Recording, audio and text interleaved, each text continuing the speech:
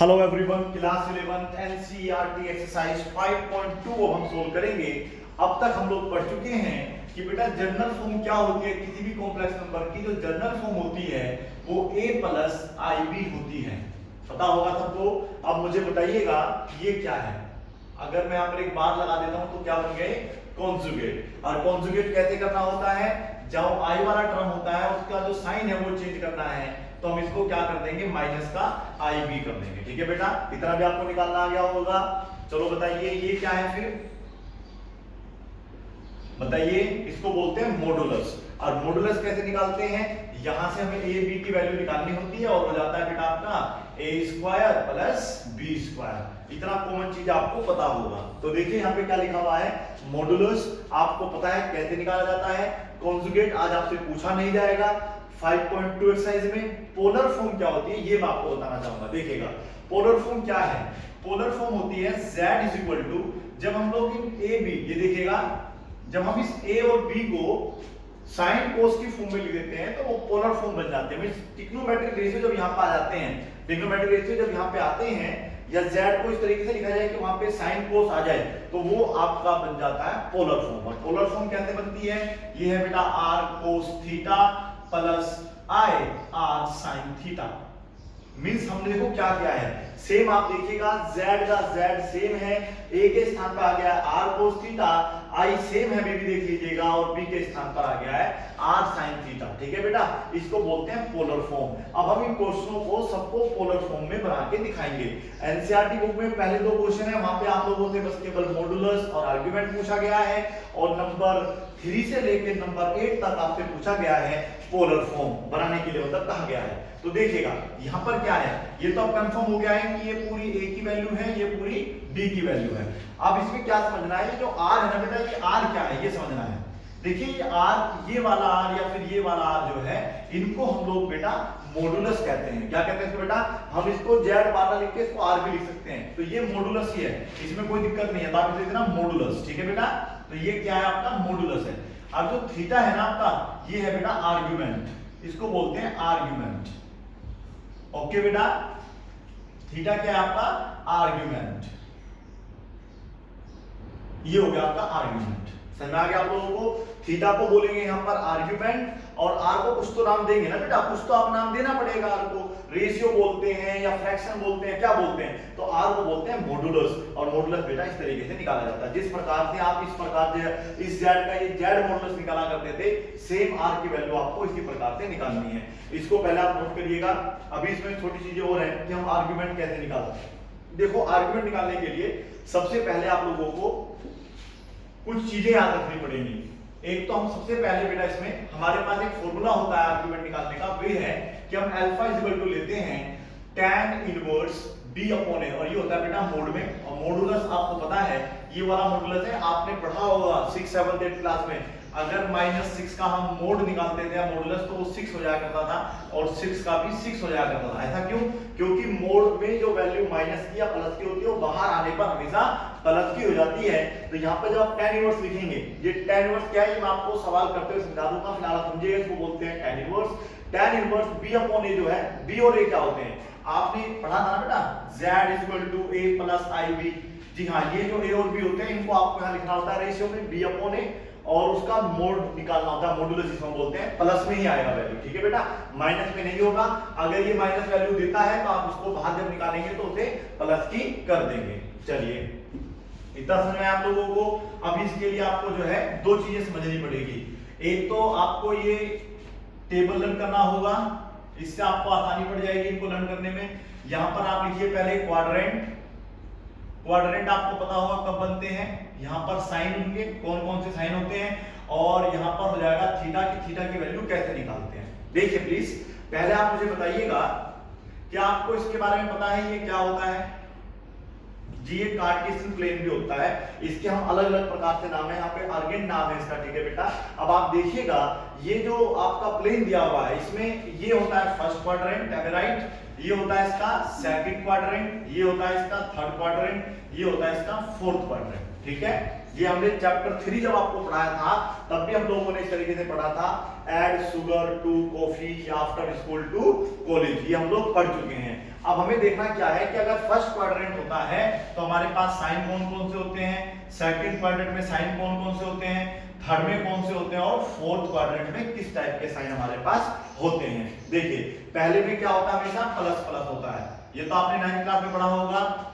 अगर आपके दोनों साइन प्लस प्लस के हैं, अगर वो थीटा जो है आपका मतलब ये जो अल्फा है, अल्फा की वैल्यू यहां पर आती है फर्स्ट क्वाड्रेंट में, ठीक है बेटा, या ये बी अपॉन ए देख लीजिएगा आप लोग, बी अपॉन ए की वैल्यू अगर इनसे मैच करती है तो आप ध्यान रखेंगे अल्फा इज इक्वल टू होगा सीधा थीटा के बराबर होगा। समझिए कोशिश करिएगा, यहां पे भी लिख सकते हैं आप theta is equal to alpha होगा। नहीं समझ में आया? चलो जब हम क्वेश्चन करेंगे समझ जरूर आएगा, ये आपसे वादा है। इसमें देखिएगा यहाँ पर -1 +1 है तो यहाँ पर आएगा -1 +1, और बेटा यहाँ पर जो आपका थीटा होगा वो हो जाएगा पाई माइनस अल्फा। थीटा जो होगा वो पाई माइनस अल्फा होगा, यहाँ पर दो माइनस है, थीटा जो होगा वो माइनस पाई प्लस अल्फा होगा, और बेटा यहाँ पर आपका प्लस होगा पहले फिर माइनस होगा, और थीटा इज इक्वल टू हो जाएगा माइनस अल्फा के बराबर। इसको आप पहले नोट कर लीजिएगा, यूज करना भी सिखा दिया जाएगा, ठीक है। इसको आप भी इसको भी बना लेना, दोनों में से जो आपको इजी लगे उसको आप सोल्व कर लेना। सेकंड क्वाड्रेंट में जो थीटा लिखा जाएगा वो लिखा जाएगा पाई माइनस अल्फा, थर्ड क्वाड्रेंट में जो थीटा लिखा जाएगा वो होगा माइनस पाई प्लस अल्फा, और फोर्थ क्वाड्रेंट में थीटा जो होता है माइनस अल्फा के बराबर होता है। इसके साइनों की बात करते हैं तो माइनस, दोनों माइनस के होते हैं, और इसमें पहले प्लस आता है फिर बाद में माइनस आता है, ठीक है। ये धीरे धीरे आपको समझ में आएगा, अगर नहीं आ रहा तो आप इसे बस पहले नोट कर लीजिए, अभी जब क्वेश्चन करेंगे तो समझ में जरूर आएगा, देखिएगा, ठीक है। अब हम लोग जो है इस tan इनवर्स को थोड़ा समझाने की कोशिश करते हैं, tan इनवर्स क्या होता है, ठीक है बेटा। देखो tan इनवर्स क्या है, अगर आपके पास आपने पढ़ा होगा tan theta is equal to √3, पढ़ा होगा। √3 tan में किसकी वैल्यू होती है बेटा, कौन सी डिग्री होती है वो, tan 60 की होती है, पढ़ा था 10th क्लास में, और अब यहाँ tan से tan काट कर देते थे और आपके पास जो थीटा इक्वल टू 60 आ जाया करता था। एक्चुअली बेटा ये ऐसे कभी भी कैंसिल नहीं होते हैं, उसको लिखने का तरीका हुआ करता था, हम लोग उसको लिखते थे, ये थीटा है रखेंगे और इस tan को इधर भेज देंगे, tan इसके नीचे नहीं आता है, ध्यान रखना tan नीचे नहीं आता है, लिखा जाता है इसको tan को tan इनवर्स, और फिर ये बेटा tan आपका सेम रहता है 60 डिग्री, समझ में आया। तो फिर ये दोनों आपस में कैंसिल हो जाते थे और थीटा इक्वल टू 60 बचता था, ये वहीं से आपका tan इनवर्स बनता है। अगर इसको आप इधर भेज देंगे तो ये tan अल्फा हो जाएगा, tan alpha is equal to b upon में a, इस तरीके से, समझ में आया। और जब करेंगे तो और अच्छी तरीके से समझ में आएगा, ठीक है। अभी पहला क्वेश्चन लीजिएगा, एग्जांपल समझिएगा, तो उम्मीद है समझ में आने लगेगा आपको, कुछ चीजें पढ़ाई के साथ साथ समझ में आती है बेटा, ठीक है। देखिए पहला क्वेश्चन जो है z इज इक्वल टू आपको दिया हुआ है -1 - i√3, ठीक है। हमें इसमें बस केवल मॉडुलस और आर्गुमेंट निकालना है, पोलर फॉर्म नहीं बनानी है पहले दो क्वेश्चनों की। तो इसमें आप देखिएगा पहले आप लोगों को क्या निकालना है, मॉडुलस निकालना है। पहले आप a और b निकाल लीजिए, निकाल सकते हैं a की वैल्यू, जिसमें i होता है वो b की होती है, जिसमें i नहीं होता वो a की वैल्यू होती है। तो a की वैल्यू आपकी आ रही है -1 और b की वैल्यू बेटा आपकी आ रही है, बताइए, -√3। वेरी गुड, बहुत बढ़िया।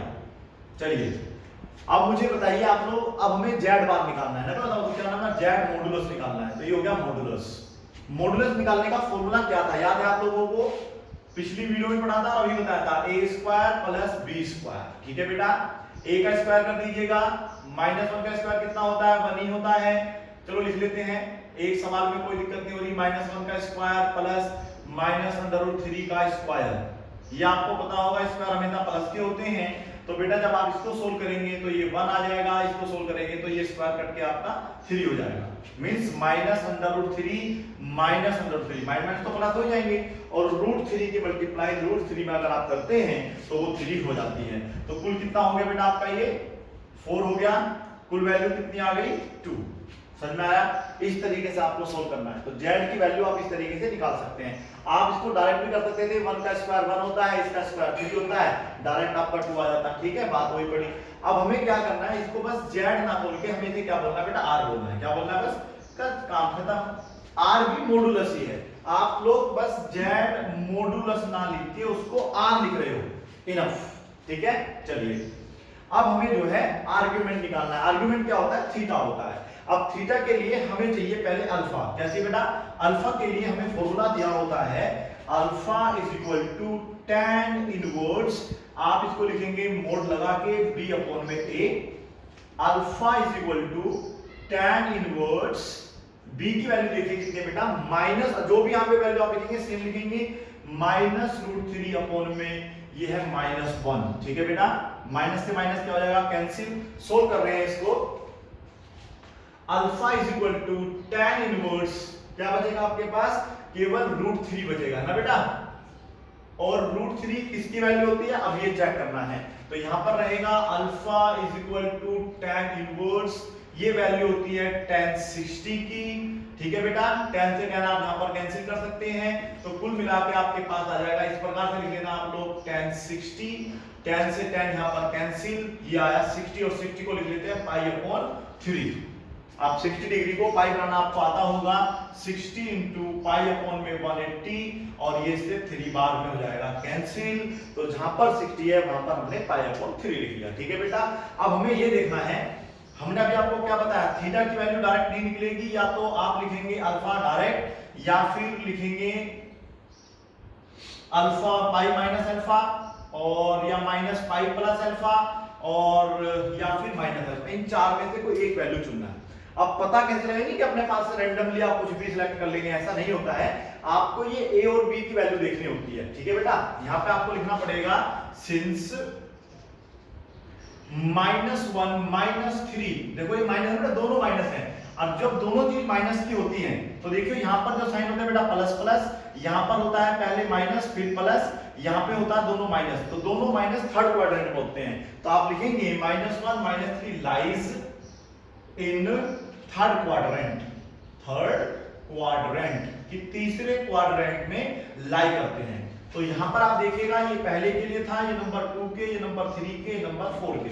तो नंबर 3 चाहिए हमें, theta minus pi plus alpha हम यहां पर करेंगे, तो थीटा की वैल्यू देखिएगा किस तरीके से निकल के आएगी। Theta is equal to minus pi plus alpha. ठीक है बेटा, अल्फा की वैल्यू क्या आई थी, इसलिए आप यहां पे लगा सकते हैं therefore theta is equal to होगा minus pi plus alpha. Minus pi की वैल्यू बताइए कितनी है? माइनस पाई है बेटा, अल्फा आया था पाई अपॉन 3। ठीक है बेटा, स्पेस नहीं है ज्यादा, इसको आपको डायरेक्ट सोल्व करना होगा। डायरेक्ट सोल्व कैसे करेंगे? देखिए minus pi plus pi upon 3, LCM लेते हैं, 3 बन जा 3, ये हो जाएगा -3 पाई प्लस पाई। आप सोल्व करेंगे तो आपको पता चलेगा ये है -2 पाई अपॉन में 3। ठीक है बेटा, ध्यान रखना है। अब हमारा जो है थीटा भी आ गया है, थीटा को हम आर्ग्यूमेंट बोलते हैं। थीटा का नाम आप थीटा सुना होगा आप लोगों ने, और यहाँ पर मॉडुलस जेड को हमने क्या बोल दिया? बस आर बोल दिया है। अब अगर सपोज करो इस क्वेश्चन को भी हम लोगों को पोलर फॉर्म में बनाना था, तो पोलर फॉर्म क्या होती है? कुछ नहीं होती, देखिए ये होती है z इज इक्वल टू, ये मैं आपको ही बना के दिखाता हूं, r cos theta plus i r sin theta. बस थीटा की वैल्यू कितनी थी बेटा? ये आई थी -2 पाई अपॉन 3, थीटा के स्थान पर तो ये आ जाएगा, और r के स्थान पे आ जाएगा बेटा जो आपने वैल्यू निकाली थी यहाँ पे 2, तो ये 2 हो जाएगा, ये भी 2 हो जाएगा, और ये हो गई आपकी पोलर फॉर्म। साइन कोस में यदि आप इन a b की वैल्यू को देखिए, ये जो आपके पास था जनरल फॉर्म था कॉम्प्लेक्स नंबर का, यदि इस a b की फॉर्म को आप साइन कोस की फॉर्म में लिख देते हैं तो साइन कोस की फॉर्म को हम पोलर फॉर्म बोल देते हैं। समझ में आ गया? अभी का हमें नहीं निकालना था, क्वेश्चन नंबर 1 में नहीं करना था ऐसा। ठीक है, चलिए नंबर 2 देखिएगा। नंबर 2 यहां लिखा हुआ है -3, समझिएगा आप, देखो बिल्कुल सेम ऐसे ही सवाल हो जाएगा प्लस i। ठीक है बेटा, अब ये हो जाएगा आपका -√3, और b की वैल्यू हो जाएगी आपकी प्लस की 1। ठीक है बेटा, a² b² निकालना है तो पहले होगा -√3, क्या होगा बेटा? -√3 का स्क्वायर प्लस 1 का स्क्वायर। ठीक है बेटा, √3 का स्क्वायर 3 होता है, 1 का स्क्वायर 1 होता है, 4 होगा, फिर से कितना आ जाएगा? 2। ये जरूरी नहीं है कि हर बार 2 ही आएगा, लेकिन ये ध्यान रखना यहाँ पर जितनी वैल्यूज होती हैं वो सब tan से रिलेटेड होती हैं। यहाँ पर आपको भी 5 या 2 नहीं मिलेगा, देख लेना। देखो नहीं है कहीं भी, सब 3 होगा, 3 अंडर रूट में होगा, 1 होगा, क्योंकि tan की जो वैल्यूज होती हैं वो किस तरीके से होती है आप दिमाग लगा दीजिएगा, ठीक है बेटा, इतना आ गया है। तो alpha is equal to tan inverse b upon a लेना होता है, alpha is equal to tan inverse same रहेगा। इस बार b की वैल्यू क्या है ये चेक कर लीजिए, b की वैल्यू है बेटा आपके पास 1, ये है -√3। मैंने क्या बोला था, अगर माइनस में कोई वैल्यू है तो उसे हम प्लस की लिख लेंगे, तो इसको हम लिख लेंगे डायरेक्ट 1/3, डायरेक्ट लिख सकते हैं 1/3, ये वैल्यू होती है tan 30 की, फिर ये दोनों आपस में कैंसिल और ये हो जाएगा π/6। समझ में आया बेटा? अब ये लिखना होता है लाइन सिंस। अब आप -√3 पहले आ रहा है तो आप लिखेंगे -√3, 1 lies in second third quadrant में, तो नहीं आता ना बेटा, पहले माइनस है फिर प्लस है, कौन से में आता है सेकंड क्वाड्रेंट में आता है, very good, lies in second quadrant. अब आप लोग थीटा इज इक्वल टू लिखोगे क्या बेटा, pi minus alpha, very good, pi की वैल्यू कितनी है बेटा, पाई रहेगी, अल्फा की वैल्यू आई थी आपकी π/6, ठीक है। आप इसे सोल्व करेंगे तो वैल्यू आपकी देखिएगा इस बार आ जाएगी 5π/6 और ये आ गया आपका आर्गुमेंट। समझ में आया? पहले दो क्वेश्चन तो आपको ऐसे करने थे, इसी की आप पोलर फॉर्म भी बना सकते हैं, कोई इश्यू नहीं है। अब आप पहले दो क्वेश्चन कर चुके हैं, इनको हटा दीजिएगा। अब आपको पोलर फॉर्म निकालना है नंबर 3 से लेके 8 तक। 1 - i, यहां पर है 1 - i, निश्चित यही डेमो है, अलग तरीका बिल्कुल नहीं है, इसी तरीके से आप साइड सॉल्व करेंगे। अब आप देखिए i की वैल्यू आपकी 1 मानी जाएगी, b की वैल्यू -1 मानी जाएगी, ठीक है बेटा। फिर आपको r निकालना होता है, ये हो जाएगा आपका 1 का स्क्वायर, ये हो जाएगा -1 का स्क्वायर, ये भी 1, ये भी 1, कुल मिला के हो जाएगा √2। इस बार r की वैल्यू भी आपकी आ जाएगी √2। समझ में आया? Alpha equal to tan inverse b upon a निकालना है। अल्फा क्यों निकालना है? क्योंकि हमें आर्गुमेंट चाहिए, आर्गुमेंट निकालने के लिए थीटा वैल्यू होती है और उसकी में हमें अल्फा तो माइनस करना होता है या बराबर रखना होता है, इसलिए पहले हम अल्फा निकालते हैं। tan inverse b upon a, इन दोनों को हम मतलब डिफरेंस लिखेंगे b अपॉन a के। b की वैल्यू कितनी है देखिएगा, b की वैल्यू -1 है और बेटा ये 1 है, दोनों को सोल्व करेंगे तो बस केवल आपका 1 आ जाएगा, है ना बेटा। तो 1 होगा, मोड हटाएंगे तो प्लस की वैल्यू आ जाती है tan 45 और tan 45 को लिखते हैं π/4, ठीक है बेटा। अब ये देखना है कि किस उसमें आते हैं, ये पहला आपका प्लस का है, दूसरा माइनस का है, बताइएगा पहला प्लस दूसरा माइनस किस क्वाड्रेंट में लाई करता है, फोर्थ क्वाड्रेंट में लाई करता है। तो लाइज इन फोर्थ क्वाड्रेंट, और फोर्थ क्वाड्रेंट में जो थीटा होता है वो -अल्फा के बराबर होता है, ठीक है बेटा। तो आप लोग यहां पर क्या लिख देंगे, डायरेक्ट -अल्फा की वैल्यू आई थी π/4, ठीक है बेटा। समझ में आया आप लोगों को? इतना आपको बस करना होता है, ठीक है। थीटा आपका निकल गया है। अब थीटा निकलने के बाद आप पोलर फॉर्म देखिए, z = आप लिखेंगे r cos theta plus i r sin theta, ठीक है। आप चाहे तो बेटा इसका लिख सकते हैं r sin थीटा, i को आप चाहो तो बाद में भी लिख सकते हैं, बात एक ही पड़ेगी, ठीक है। वैल्यूज पुट कर दीजिएगा, ये आया था √2, देखिएगा r की वैल्यू √2 आई थी, और cos, अब जैसी वैल्यू आई है -π/4 लिख देंगे, प्लस √2 sin, क्या लिखेंगे बेटा, -π/4, i क्या रहेगा आपके साथ सेम रहेगा। ये आपकी बन गई पोलर फॉर्म। समझ में आप लोगों को? ये इसी तरीके से आप लोग क्वेश्चन नंबर इसको देख सकते हैं।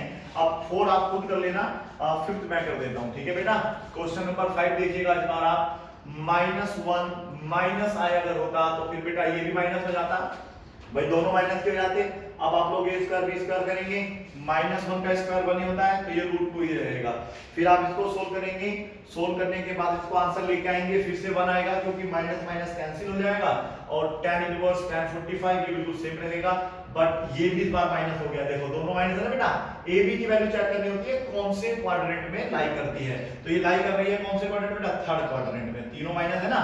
और जब दोनों माइनस हो जाते हैं तो फिर आप इसको सोल्व करते हैं किस तरीके से बेटा, -π प्लस अल्फा, ठीक है। अब आप इसको सोल्व कर लेंगे, रफ पेज पे नहीं, -π, अल्फा की वैल्यू है 4, तो बेटा -3π/4, सोल्व करने के बाद आप देखिएगा -3π/4 आएगा। अब आपको बस केवल यहाँ पर बेटा 3 लगा देना है ना बेटा, माइनस तो सेम है ही, 3 और लगा देना, और यहाँ पे क्या आएगा -3, सुन रहा होगा आपको, अगर नहीं दिख रहा तो सुन रहा होगा, साइन थीटा के स्थान पर बस आप ये लिख दो -3π/4। ठीक है बेटा, इसी के साथ आपका क्वेश्चन नंबर 5 समाप्त हो जाता है। अब आप लोग नंबर 6 देखिएगा। नंबर 6 आपको पहले मॉडिफाई करना होगा। देखिए आपके पास देखो -3 दिया हुआ है, ठीक है बेटा। अब हमें आई तो जरूर चाहिए, मैंने कल भी बताया था आपको आई हमें बनाना पड़ेगा अपने पास से, तो इसे लिख लेंगे 0i। ठीक है बेटा, तो a की वैल्यू -3 हो जाएगी और इसकी वैल्यू 0 हो जाएगी। देखते जाना अब क्या करना है हम लोगों को। अब r इज इक्वल टू आपका क्या हो जाएगा 3, यहां पर हो जाएगा बेटा 3 का स्क्वायर, ये हो जाएगा आपका 0 का स्क्वायर, ये 0 कुल मिला के 9 होगा। 9 किसका स्क्वायर होगा बेटा 3 का। ठीक है बेटा, यहां पर आप 9 लिख लो, कोई दिक्कत नहीं, स्क्वायर रूट के बाहर आगे क्या हो जाएगा वो 3। समझ में आ रहा है आप लोगों को। r की वैल्यू इस बार 3 रखना है, तो r क्या होता है मॉडुलस। अब आप देखिए tan इनवर्स b/a, b की वैल्यू कितनी है इस बार 0। ठीक है बेटा, और ये कितना है -3। अब तो पूरा ये 0 ही हो जाएगा बेटा, नहीं हो जाएगा क्या 0। 0 किसकी वैल्यू होती है tan 0 की ही होती है ना बेटा, तो ये 0 ही रहेगा। ये भी आपका tan 0 हो जाएगा। tan 0 की वैल्यू होती है बेटा 0, tan 90 की तो इंफिनिटी होती है, तो ये अल्फा इस बार आपका क्या होगा बेटा 0 हो जाएगा। और आपको ये देखना है कि किस क्वाड्रेंट में लाई करता है दोनों। अच्छा ये थोड़ी प्लस का रहेगा ना, तो ये माइनस है वो प्लस है, पहला माइनस और दूसरा प्लस। वैसे 0 देखो ना तो प्लस का होता है ना माइनस का, अगर कभी अपने पास से मानना है तो फिर आप उसे प्लस में मानेंगे। ठीक है, तो पहला माइनस फिर प्लस, तो ये कौन सा क्वाड्रेंट हो गया फोर्थ क्वाड्रेंट। एम आई राइट, फोर्थ क्वाड्रेंट हुआ, सिक्स्थ क्वाड्रेंट हुआ, फोर्थ क्वाड्रेंट होगा। Very good. अब आप क्या करेंगे, फोर्थ क्वाड्रेंट में तो माइनस अल्फा होता है सीधा डायरेक्ट, थीटा की वैल्यू बेटा माइनस नहीं फोर्थ क्वाड्रेंट बेटा सेकंड क्वाड्रेंट है, ध्यान से सुनिएगा एक बार। माइनस प्लस किस में आता है पहले सेकंड क्वाड्रेंट में लाई करता है। ओके, सेकंड क्वाड्रेंट में लाई कर दिया। अब थीटा की वैल्यू सोचिए क्या होगी, थीटा वहां पर क्या होता है पाई माइनस अल्फा। वेरी गुड, बहुत बढ़िया, पाई माइनस अल्फा। अब अल्फा कितना है आपका 0, तो वैल्यू कितनी बच गई आपकी केवल पाई, तो यहां पर आप केवल पाई लिख देंगे और बेटा अब आपका ये आंसर आ गया। थीटा के स्थान पर इस बार बस केवल पाई लिखना होगा ओनली आपको। ठीक है बेटा, थीटा आ गया आपका पाई। और ये देखिए r की वैल्यू इस बार 3 है, √2 नहीं है, ये जरूर चेक कर लेना एक बार। ठीक है, ये आपका 3 हो गया, आपका पोलर फॉर्म तैयार। ठीक है बेटा, अब आप लोग जो है क्वेश्चन नंबर 7 कर सकते